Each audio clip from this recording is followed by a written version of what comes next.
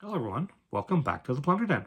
In this week's episode, we're going to be building some Rubble scatter terrain. So this is a project inspired by Firelock Games' new release, Port Royale. And I really wanted to build some scatter bits, fairly easy to construct, but can enhance my game table. So Port Royale's played on a 2x2 table. It's more miniature based than unit based. So Blood and Plunder is more unit based, and Port Royale's individual models. So you can have a force of just 6 models, right, on a smaller game table.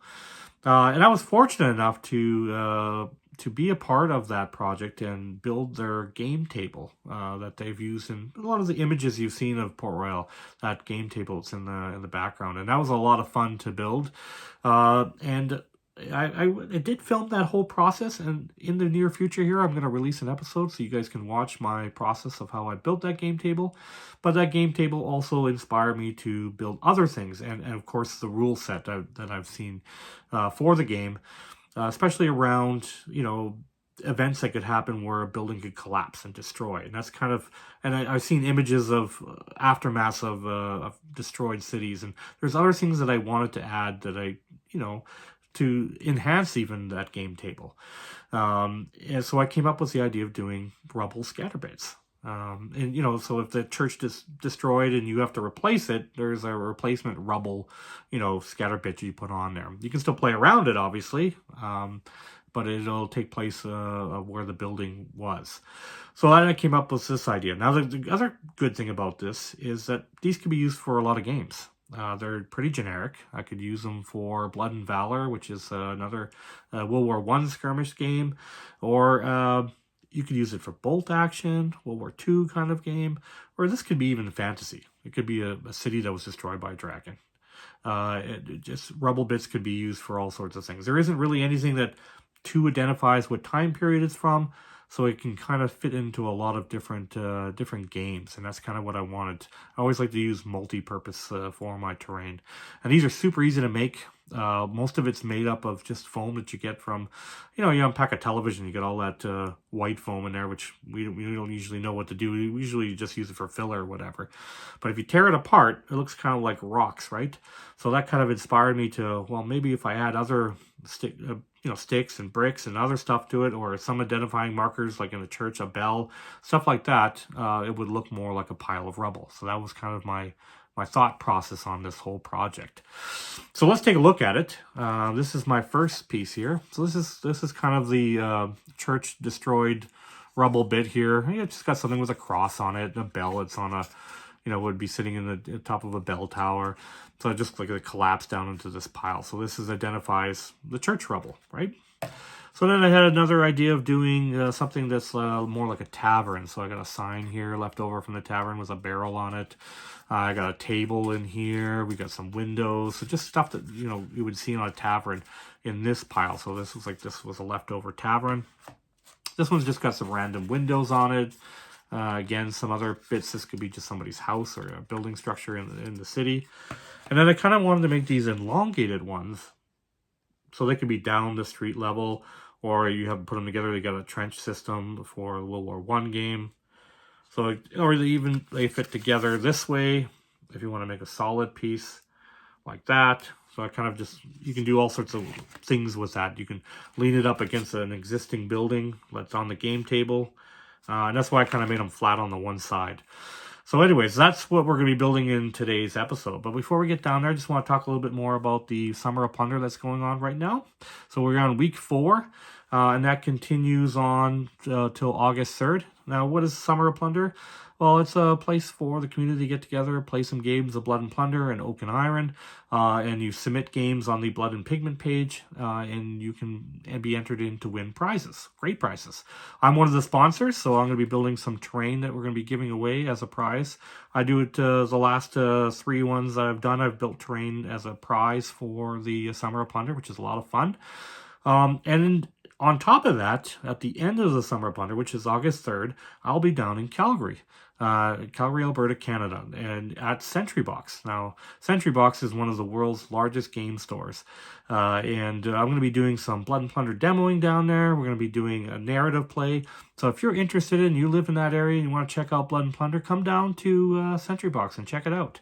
And even if you're not into Blood and Plunder, Sentry Box has probably got your needs. It's pretty well covers all the different types of card games and board games. It's a fantastic store. There's a lot of hobbying stuff, supplies in there as well. It's just a fantastic place. I'm really excited to be able to get some game tables there and celebrate this game and show people what Blood and Plunder is all about. So I'm hoping to see some people down there. That'll be a lot of fun. All right, so that's pretty much it. We'll talk. Let's get down to the table and let's doing some painting and crafting. But if you guys like what we're doing here in the Plunder Den, make sure you smash that like button and consider subscribing to the Plunder Den and get first-hand information when I start these kind of projects. Everyone, let's get down to the table and let's start doing some painting and some crafting.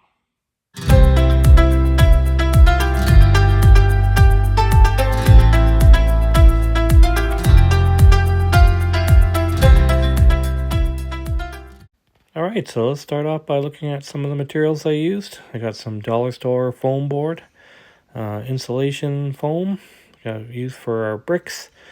I got some coffee stir sticks here. And there's some popsicle sticks mixed in there. Got them all mixed up in here. Sorted balsa wood. We got some dowels. And here's some more balsa wood. I actually just got a fresh batch from Amazon. You can buy it in bulk like this with 4 or 5 different sizes in it, which is really cool. But definitely going to be helpful for this project. And again, some more balsa wood. I just got bags of mixed wood that I'm going to use to make this ruins. But really, mostly I use popsicle sticks, coffee stir sticks, a little bit of balsa wood. And then the main thing here is this foam. So this is like packing foam you get on a TV or anything like that.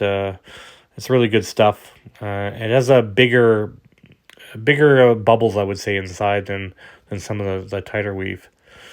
So this is a dollar store foam board. I kind of planned out my shapes, kind of what I wanted. A couple of elongated ones, a couple of round ones, some different varieties of things. So it fit different parts of the game table.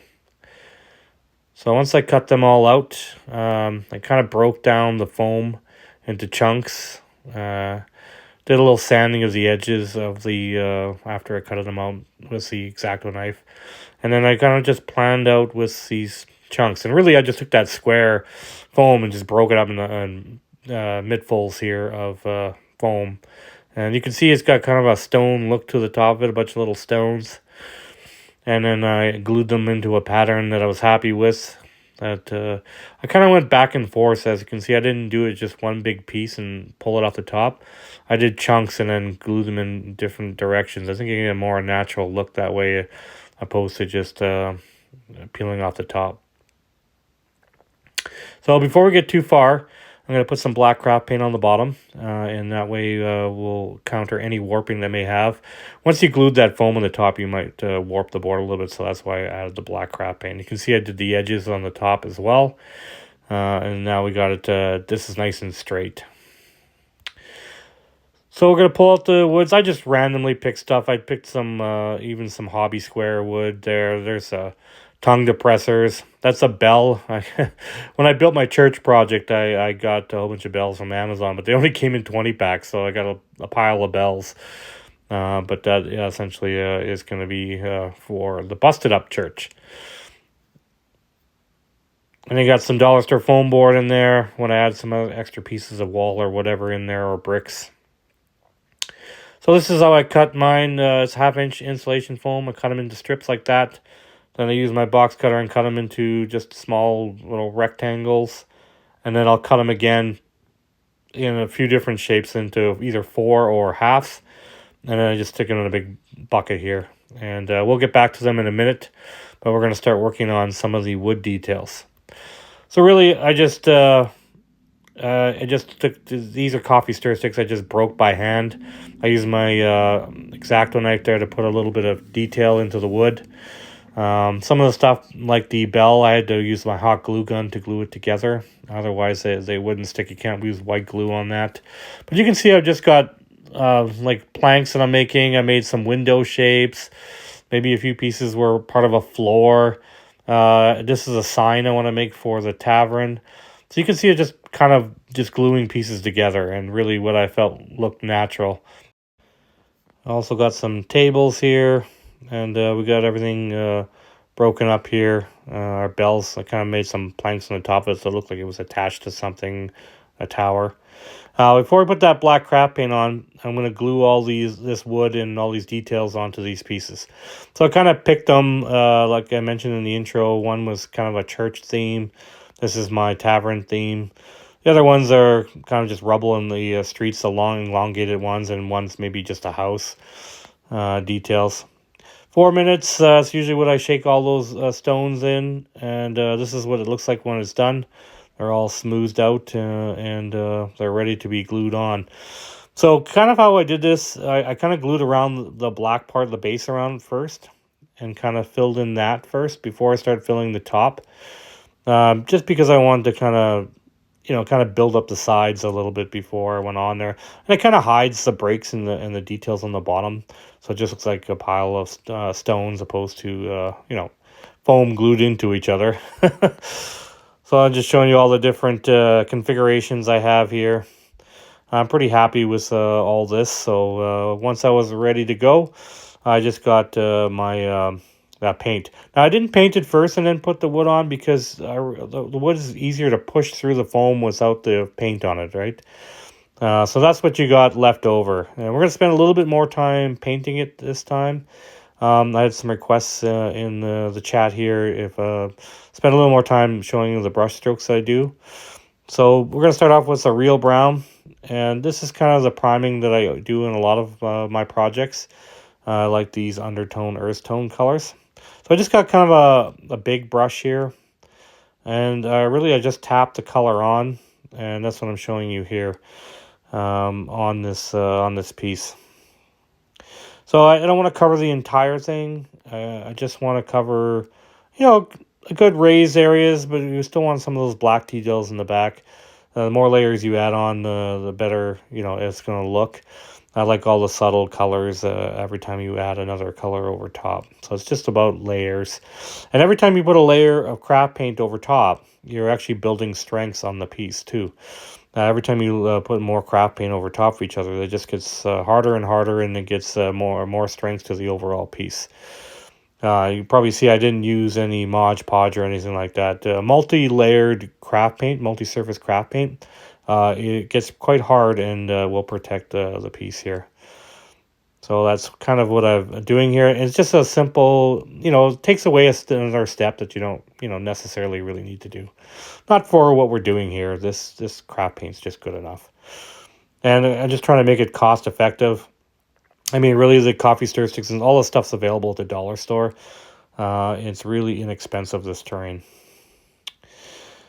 All right, so now we've done all our real brown. I didn't show you painting all of them, but I just kind of gave you an idea of how I painted them. Moved on to bark brown, which is a lighter variation of the real brown. And I already got some paint loaded on my brush here. I try to tap some of it out on a piece of paper towel that's off the screen there, just so you don't have solid paint on there, because you don't want to cover all the details you just put on with the other color. You kind of want to keep the undertones underneath, right? So I got to just say you're just kind of tapping it on there. And, everything should be glued on good, because you can see I'm pretty rough on my painting. And if everything's not solid, of course, you'll start peeling off pieces of the foam and whatever. So make sure that, you've done a couple layers of craft paint, and now it's sturdy enough to give it a good dry brushing, good paint over the entire piece. So this is after I've done all the real brown. Now we're moving into Pablo. This is kind of a orangey, another earth tone, but it's a much brighter. So put a lot less on your brush. Be careful when you're putting this on, because you can really get orange really quickly. But you can see how I'm just kind of briefly touching everything. And it just kind of gives it a nice little highlight on everything. So you got different areas. Highlight it with this Pablo. It's one of my favorite colors. I really like this. I buy it from Michael's craft store. I just buy just boxes of it because I just use it so much. I really like this color. So that's after I've added all those craft paint colors already. So we got 3 undertones. Now we're going to move to Camel. And I've done this before on several other projects. We're going to do the stonework. I'm moving to a smaller brush. This is kind of a beat up small brush that I'm going to use. I don't think I use any of my good brushes for this terrain. And you can see I'm just kind of tapping some of the edges, kind of a little bit in the center. This is a little slower process, but I don't recommend using the big brush. It's a lot easier just so you can control it better with this smaller brush and just really slowly add all your stone details on there. So the camel really looks really good under over top of all those browns. It gives it a really good stone feel. You can see that I don't use... well, if you've been following the channel for a while, you'll see that I don't use a lot of grays when I do stone.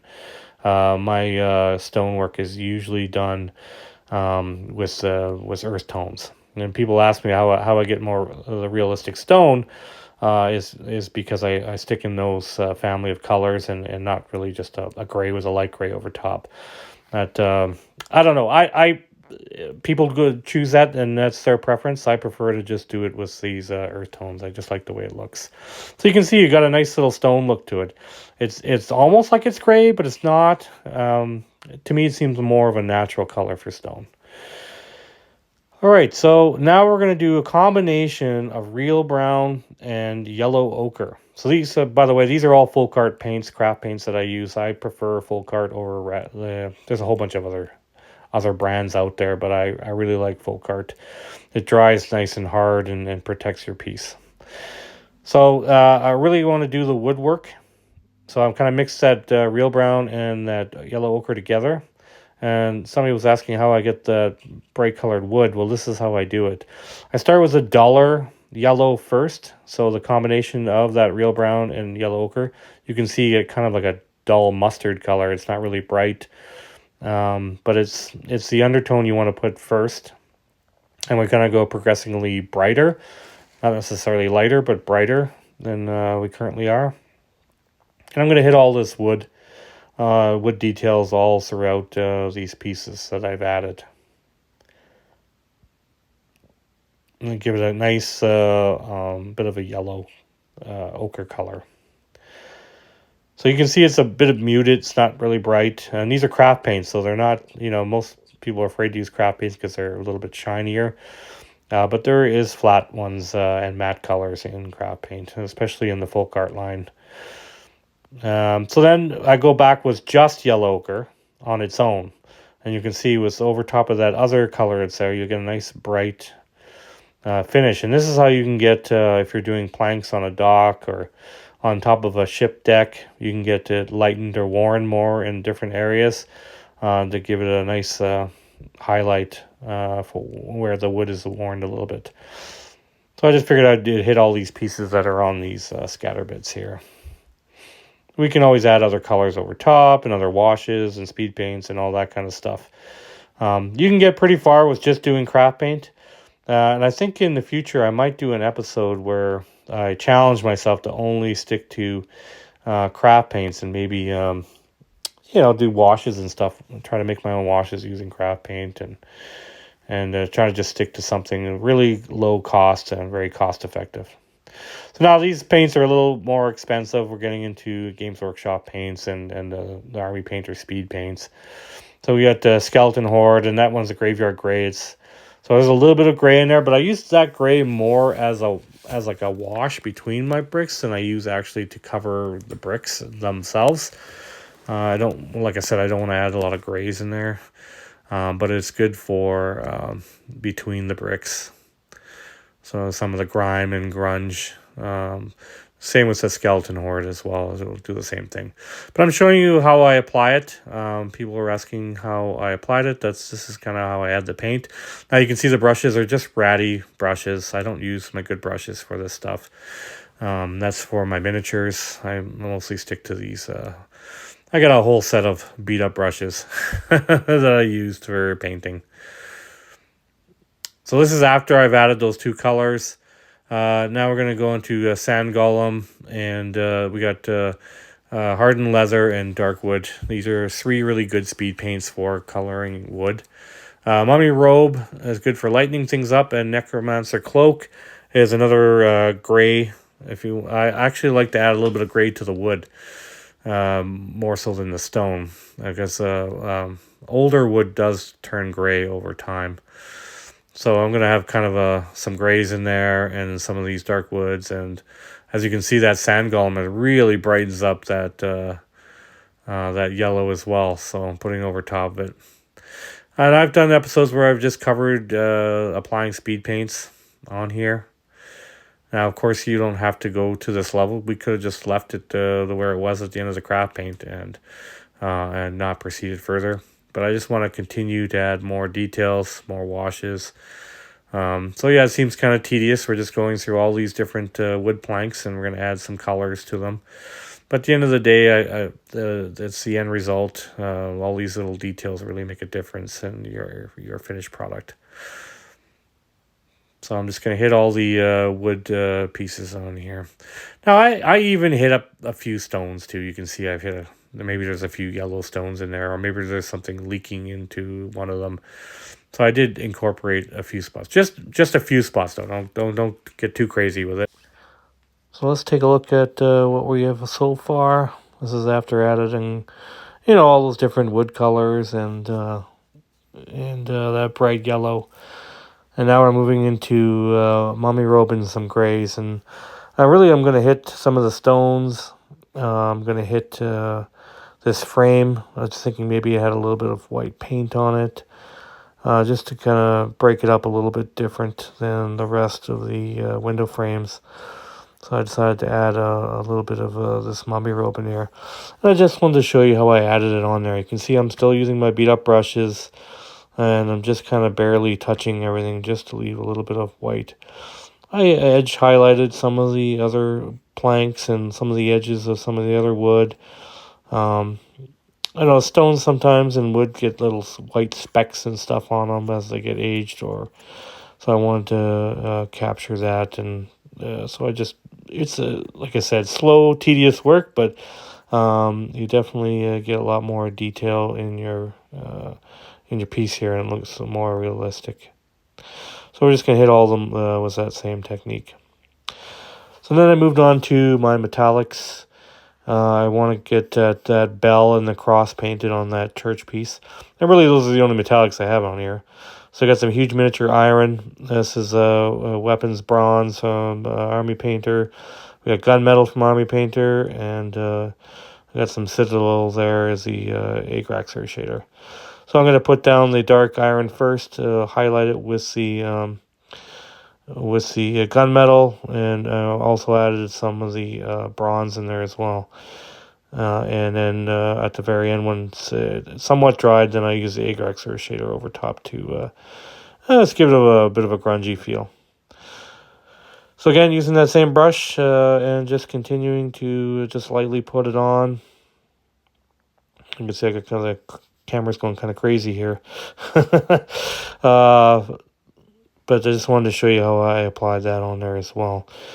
And I had the iron on. I really like this huge miniature iron color. It's really, really a great color.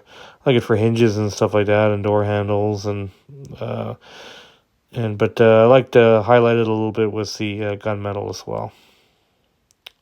So you can see I add some of the bronze in there, and I got a nice kind of a bronze metallic bell there, which worked out great.